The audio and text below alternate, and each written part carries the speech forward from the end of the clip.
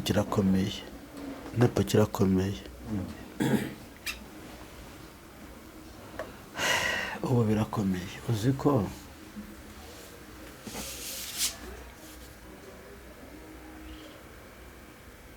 ariko nkunda kubwira abantu mujye mwihangana, impanuro ko ntegetswe.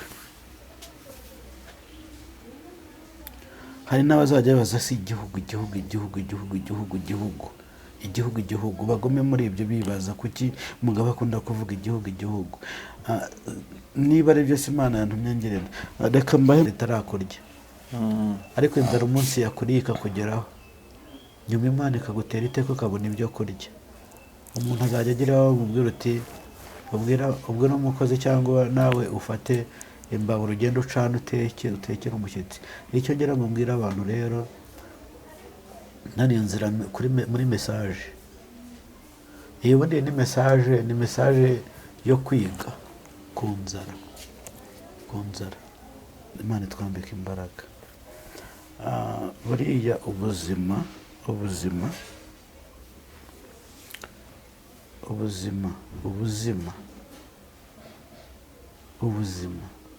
sinzi niba iki Kinyarwanda murimo mucyumva. Ubuzima muracyumva?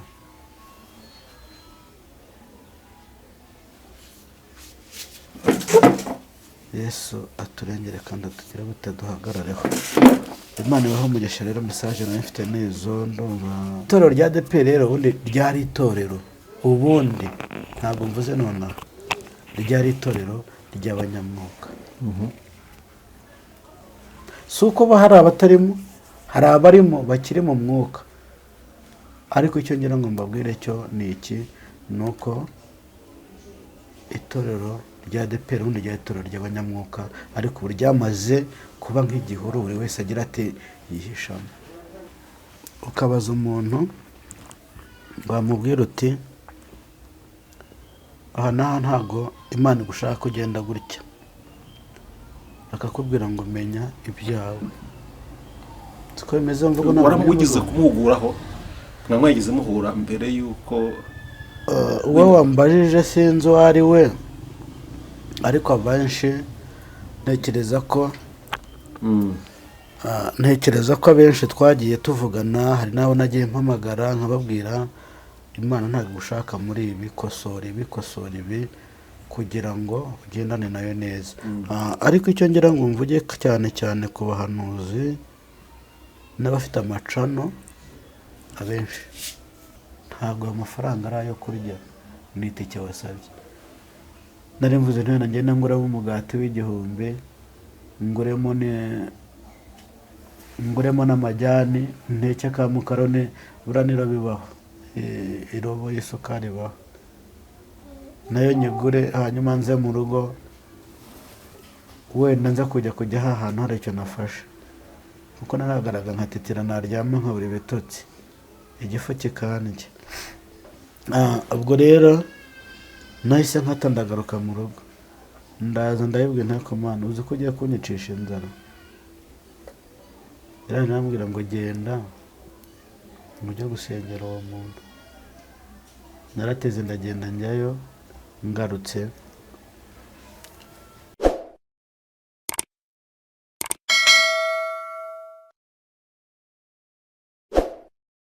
reka ngusuze kandi nkwifurize amahoro y'Imana, nkwifurize umugisha w'Imana wowe udahwema gukurikira ibiganiro byacu byose. Reka mvuge ngo ineza y'Imana nibane nawe kandi umugisha w'Imana nawo ukomeho mu izina rya Yesu Kristo. Mu bice bitandukanye by'isi mugiye muherereyemo ku migabane itandukanye, aho uri hose ukaba wumva urimo turi kuvuga ko dukurikiye muri kano kanya, turagusuje. Reka tukubwiye kandi tubone umwanya wo kubwiye ko watwese kudukunda, natwe turagukunda. Burya ujye kora subscribe wari ubitweretse, natwe twarabibonye. Reka tukubwiye ngo turagukunda kandi turagushimira cyane uburyo udahwema kudushyigikira, uburyo udahwema gukurikira no kwamamaza, kudufasha kwamamaza ubutumwa bwiza bwa Yesu Kristo. Nta kiki tugenza, ntabwo tugenzwa n'amatiku, ntabwo tugenzwa no kugukura umutima, ahubwo tugenzwa no kugira ngo tukubwire ubutumwa bwiza bwa Yesu Kristo.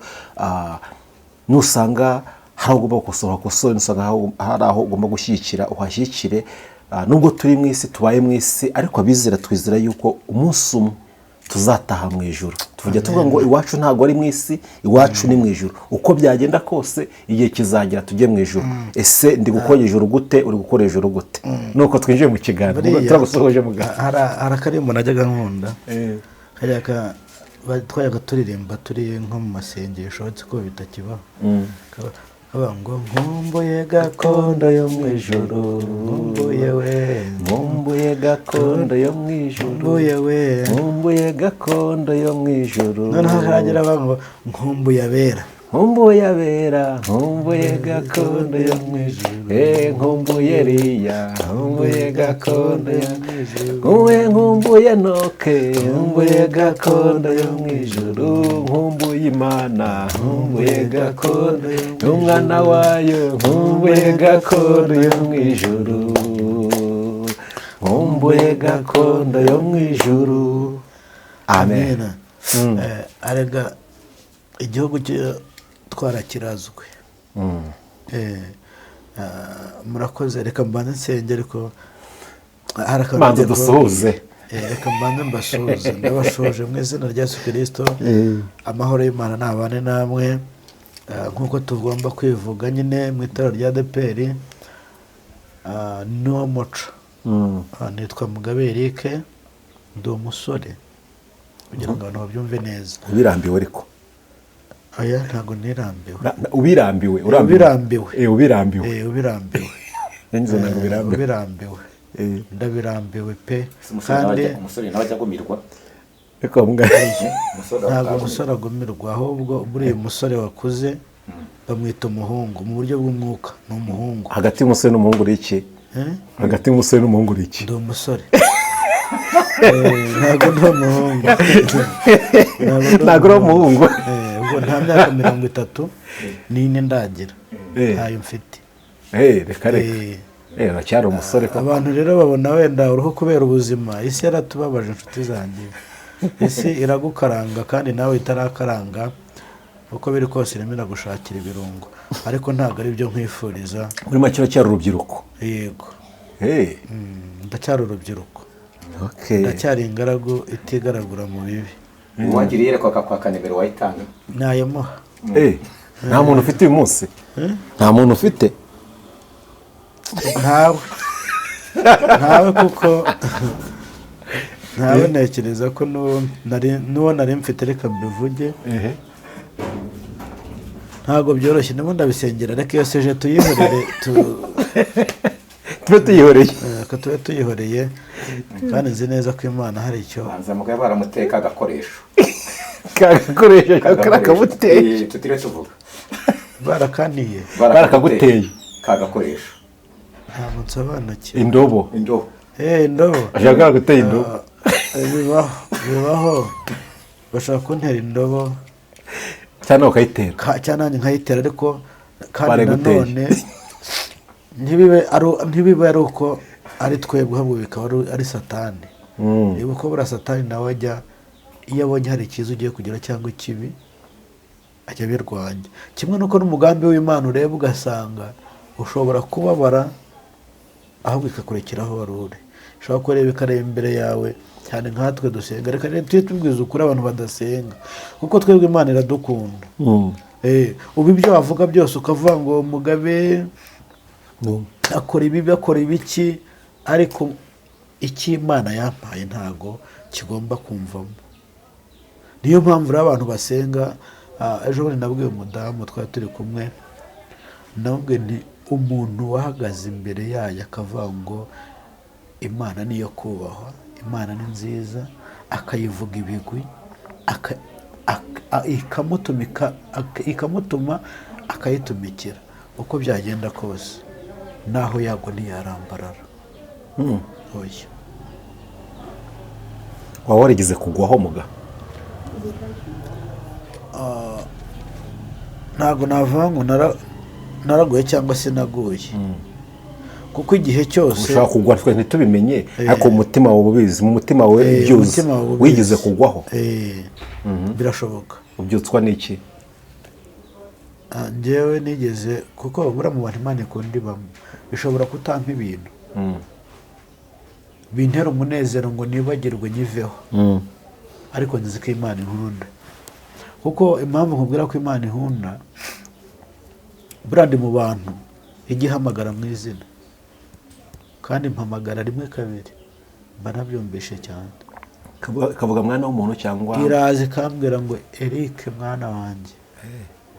Kuva na kera ngifite nk'imyaka nka 12 gutyo, najyaga naba ndimo ngenda nkumva ijwi irambwira ngo mwana wanjye nzakugirira neza, ariko nanjye neza ndacyayitegereje. Hari abantu dusengera tukabwira ngo Imana ije kugirira neza, ariko ni bake, ntabwo nyambibona. Abenshi mbona ibibi byabo, kabwe ntusengera ibi ngibi, dore n'ibibi biraje. yego, Ariko abantu benshi iyo bumvishije ngo nzakugirira neza, aba yumva ko biri buze mu gitondo. Iby'Imana birya abarambije, nzayimana iratinda. abarambiwe bagiye. Ndabyibuka najyaga njya gusenga, hari igihe kigeze kugera bagomba mu masengesho, nkunda kubivuga, inzara irandya koko, buri kintu ndya. Najya mpagarara amaguru agatitira, mu nda hagatitira. Najya gusenga ikambwira ngo humura mwana wanjye, ngo ndakugaburiye. Nagera mu rugo nkakubita iminsi 3 ntarabibona. Ubwo se nanjye nari kuyivaho? Ubu se nzayiveho? Ko hari igihe tugera tukamara n'iminsi 2 nta kigaragaye mu rugo. Ariko mboneraho gushima, nshimira umuntu ejo bundi yarantabayeho kabyara. Hari igihe bijya byanga, hari igihe hajya byanga ukavuga uti uze iyo nzu ukareba inzu ikakureba, wareba amasafuriya ukabona ntaherukamo ikintu. Ariko ndashimira abantu bajya badufasha, abantu bajya bamfasha jyewe, aho bari bumva ko tubashimira Imana ibaha umugisha. ahantu mwese muri Imana ibaha umugisha. Munumvishije inzara iraryana. Buriya sinzi umugani bajya baca, ariko icyo ngira ngo mbwire abantu, buriya inzara iraryana cyane. Ariko niyo umuntu ntakubwira ati ndaburaye, ibyo byumva kenshi, kuko inzara irakurya ugatitira. Buriya inzara ya nijoro ni mbi cyane.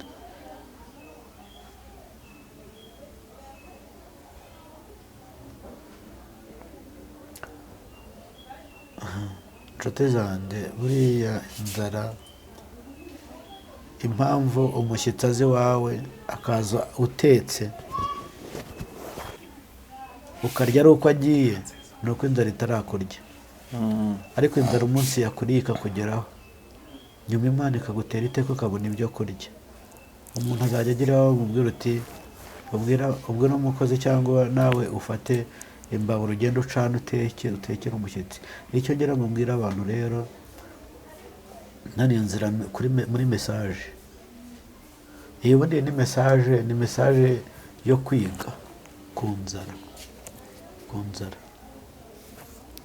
Hari umuntu ukubwira ati ndashonje, njye buriya mbwiye ngo urashonje, nubwo haba hari umuntu wamfashira yampaye 2, umuntu akampamagara akambwira ati ndashonje, kuko inzara nyiza, ariko uwo utayizi we ntabwo yabyumva. Hari umuntu kuva avutse ageze imyaka 100 cyangwa se 80 atari yabwirirwa, ataraburara, atarabura breakfast mu gitondo, ibyo byose atarabibura, ntabwo rero wamubwira inzara. Keretse ari Imana yonyine imusanze ikamubwira ngo fasha nepo cyangwa fasha mugabe cyangwa fasha mushumba, kuko arashonje. Iyo hatabaye imbiyo rero ntabwo byakoroha. Ariko icyo ngira ngo mbwira abantu ni na message ninjiramo, kuko igihe turi mu nzara, rega sinzi nawe mutabibona, turi mu nzara.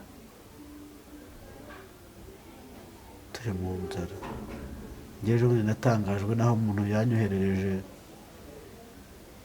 umuntu arambwira ngo ndashaka kuza kunsengera. Ndareba namubwira se sinde bumubwire ko nta tike mfite, sinde bunamubwire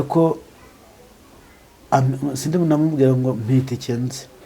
Oya, ni umugayo n'imbere Imana, ni umugayo, ubundi Imana irihagije. Imana ica inzira, kandi nawe igomba kumukoresha akaba ati ngwino ndagutegera. Ni byiza rero, buretse ko ndayisenze bwa Mana, umuntu wawe ansabye ko njya kumusengera kandi ararushye kandi nta tike mfite. Ndaryama saa 9 nanjye nsenze niba Imana yansubiza, bora turasenga Imana igaceceka. Erega ntabwo ihita ifatiraho imyanzuro. Mu gitondo saa 11 nibwo yambwiye ngo itike iraje, kandi ijwi irambwira ngo itike iraje wasabaga. Mu gitondo bwakeye umuntu ahamagaye ati waramutse ntiwaramutse, ati se wabonye akamesaje? Ndebye nsanga ashyizeho 5,300. Nahise nirukanka kubera ko nari maze iminsi 3 ntarya, ntacyo mfite mu nzu. Ndirukanka ndagenda ngiye kuri butike, nzi ngo ngiye guhaha. Nkigera ku muryango abandi bari muri butike b'imbere, ngera ku muryango irambwira ngo aya mafaranga ntabwo ari ayo kurya, ni itike wasabye. Murabyumva? Ntabwo ayo mafaranga ari ayo kurya, ni itike wasabye. Nari mvuze nti ngenda nguramo umugati w'1,000, nguremo n'amajyani, nteke ka mukarone, buraniro bibaho, irobo y'isukari ibaho, nayo nyigure. Hanyuma nze mu rugo, wenda nza kujya ahantu hari icyo nafashe, kuko naragaraga nkatitira, naryama nkabura ibitotsi, igifu kikandya. Ubwo rero nahise nkata ndagaruka mu rugo, ndaza ndayibwira ntako Mana uzi ko ugiye kunyicisha inzara. Yarambwira ngo genda ujye gusengera uwo muntu. Narateze ndagenda njyayo, ngarutse ngiye kugera kuri ya butike numva ijwi rirambwiye, ubwo ninateze moto kugenda no kugaruka. Ngeze kuri ya butike ngiye kumva numva ijwi rirambwiye ngo ayo mafaranga usigaranye abantu ari bugende hari itike y'5 ubwo 2 ni 3, urumva nari nsigaranye 2. Ndangije ijwi rirambwira ngo genda ayo mafaranga usigaranye uguremo, hari ji bita ngo ni Mirinda ariko hakaba intoya yayo igura 500, murayizi? Mirinda igura 500. Noneho hakaba na biscuit bita ngo ni glucose. Ijwi rirambwira ngo genda ugure iriya ji ya 500. Uzi ko Imana imenya ko n'ibyo muri butike bacuruza n'igiciro cyabyo. Nagiye ngura iyo ji, ngura na biscuit 2, nibyo narariye. Yarambwira ngo ntuyakoreho, asigaye ari hasigaye angahe? 3. Ko nari nkoreshejeho 700. Ndagenda ariko burya narabiye numva ndahazi pe, numva ngaruye n'imbaraga. Ariko icyo ngira ngo mbwira abantu, inzara iraryana. Inshuti zanjye mudukurikiye, ndagira ngo mbabwire ngo inzara iraryana. Umuntu ntaguhamagara akakubwira ati ndaburaye, niba ufite icyo ufite uzamuye, kugira ngo bitazakubera urubanza. Arega ahari mwibwira ko ibyo tudakora Imana itabibona.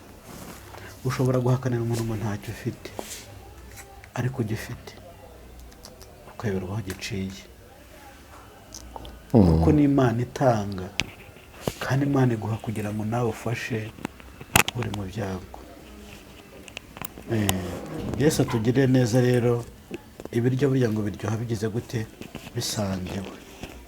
Nusangira n'umuturanyi, Imana izaguha umugisha. Uko biri kose muri karitsiye wawe aho utuye hashobora kuba hari umubyeyi ufite abana 3, ntacyo akora, ntacyo afite akuraho ibyo guha abana, ariko icyo ngira ngo nkubwire, wamufasha Imana ikaguha umugisha. Wamufasha Imana ikaguha umugisha. Ndumva intego rero ni ugusenga kandi tugafasha, ni ugufasha. Ikindi rero message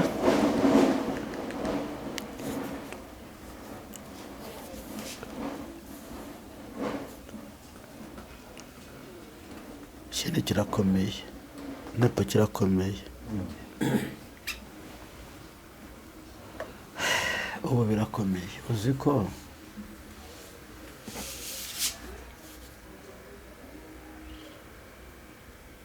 ariko nkunda kubwira abantu mujye mwihangana impanuro uko ntegetswe. Hari n'abazajya baza si igihugu bagume muri ibyo bibaza kuki mugabo akunda kuvuga igihugu. Niba ari byose Imana yantumye ngerera, reka mbahe message tunasoza, wenda niba ushinzwe kubabariza, kuko bira kose barura ambasaderi wabo wo kubariza abantu batabasha kutubaza. Ndumva ariko mbitekereza, ariko icyo ngira ngo mbabwire, Imana yanyeretse igihugu kirimo inzara.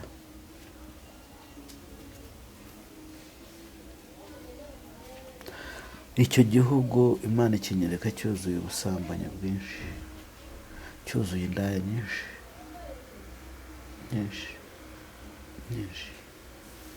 nyinshi ariko Yesu aturengere kandi Imana itwambika imbaraga. Buriya ubuzima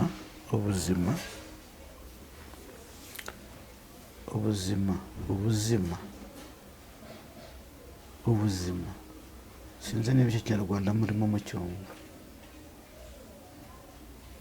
Ubuzima muracyumva?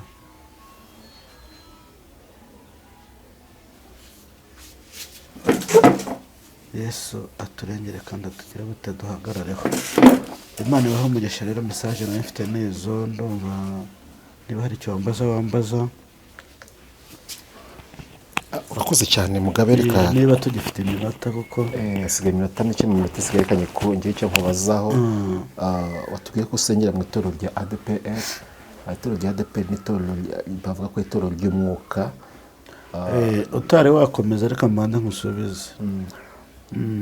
Ubundi ntekereza ko abantu bara ADPR ya kera ntabwo ari nk'iy'ubu. Gusa simvuze ko hari abantu bagihari. Hari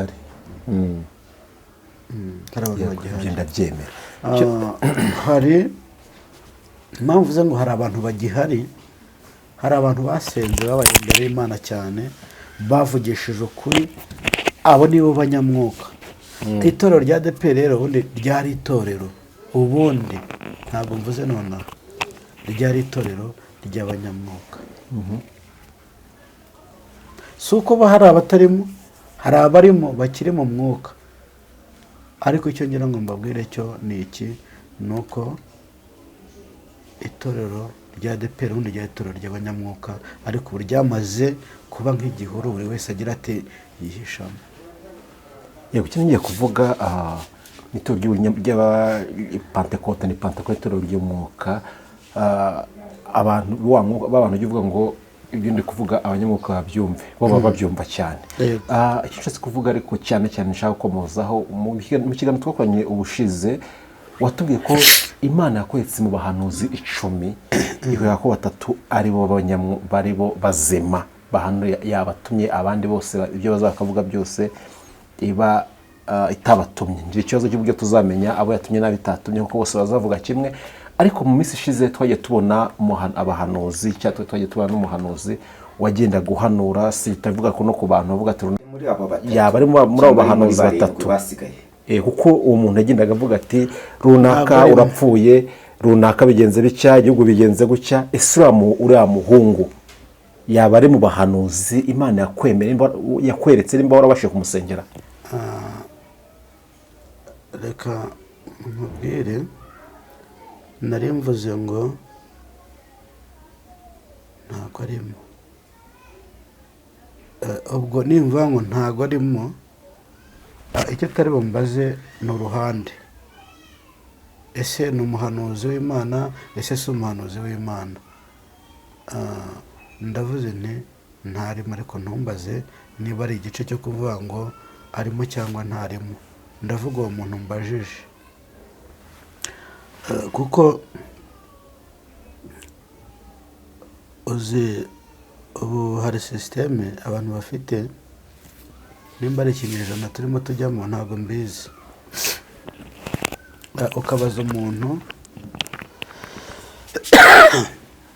ukabaza umuntu wamubwira uti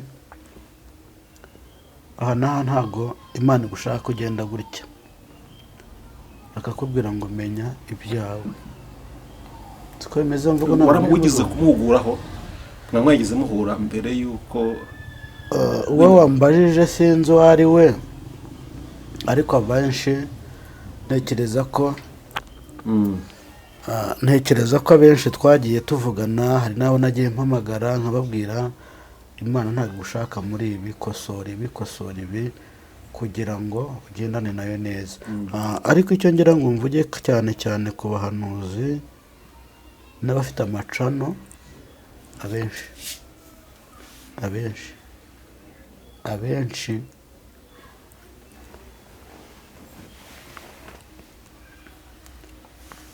abenshi bagiye guhura n'akaga. Ngira ngo nigeze mbihanura mu kwezi kwa 9 niba atari kwa 11, nigeze mbivugaho ko amacana menshi agiye gufungwa, ko hari n'abahanuzi benshi bazafungwa.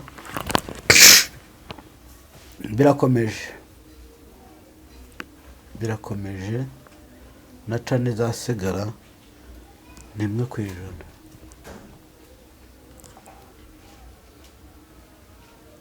Ahubwo dutekere tugomba gusenga dute? Ese tugomba guhinduka? Ese tugomba kureka ibyo turimo? Kuko impamvu mbivuga jewe, niba Mugabe mfite cano,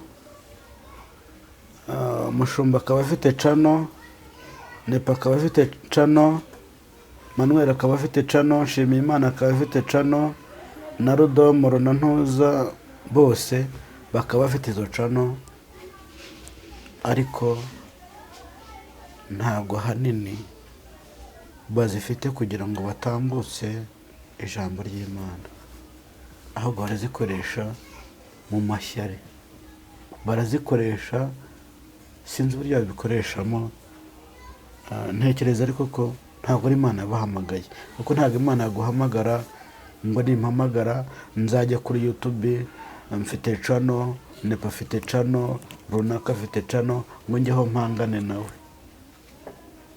Ntabwo twahangana. Nese wahangana n'umuntu umusengana? Niba ba YouTubers bemera ko, ndavuga njye kugenda ku ruhande rw'abatambutse ijambo ry'Imana, kuko buriya wicaye kuri kamera cyangwa ufata video umuntu arimo atambutse ijambo ry'Imana, ntekereza ko ni ikintu gikomeye cyane n'imbere y'Imana, naho waba ubeshya, naho waba ukora ibitakuri muri inyungu zawe ushaka, nzi ko uzabibazwa.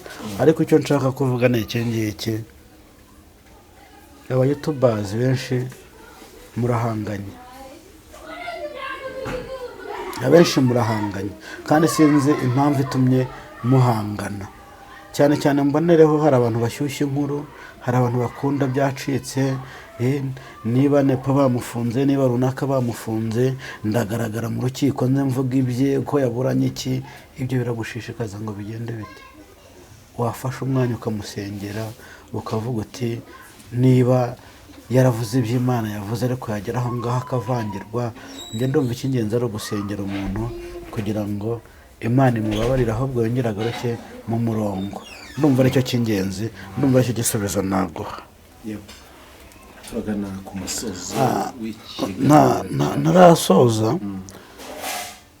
Hari abantu benshi nzi cyane bafite amacana, bakora bari kuri social media b'amashyari, ugasanga umuntu ni umugabo w'imyaka 50, ugasanga arahanganye, arashimishwa n'icyabaye ku muturanyi, arashimishwa n'icyabaye kuri mugenzi we, akahagaragara mbese afite inkuru, niwe ugaragaraho mbese aho insengero zashenywe hagera mbere, ajya gutanga amakuru yuko ahantu n'aha hafunzwe hashenywe byagenze gutya. Ntabwo ari byiza. Wishishikara wishishikara mu by'Imana ugaragara nabi imbere y'Imana, uvuga nabi imbere y'Imana, usansabiriza ikibi ku isi hose kugira ngo kigire gute, kugira ngo gikwirakwire. Ntabwo ari byiza rero. Niba nepa mbonye nkamubona ni mubi, ndamwegera mubwira ububi bwe, mubwira ariko ihane. Ntabwo rero ari ngombwa ko ugomba kumva ngo runaka niba ari mu nzu y'imbohe wagiyeyo, wagiye kumushungera nyine, wagiye kugira ute, wishimye kubera ibihano yahawe. Njya numva bavuga ngo umugabo w'umbwa aseka imbohe. Igihe cyose uri umugabo, igihe cyose uri umuntu, uzafungwa.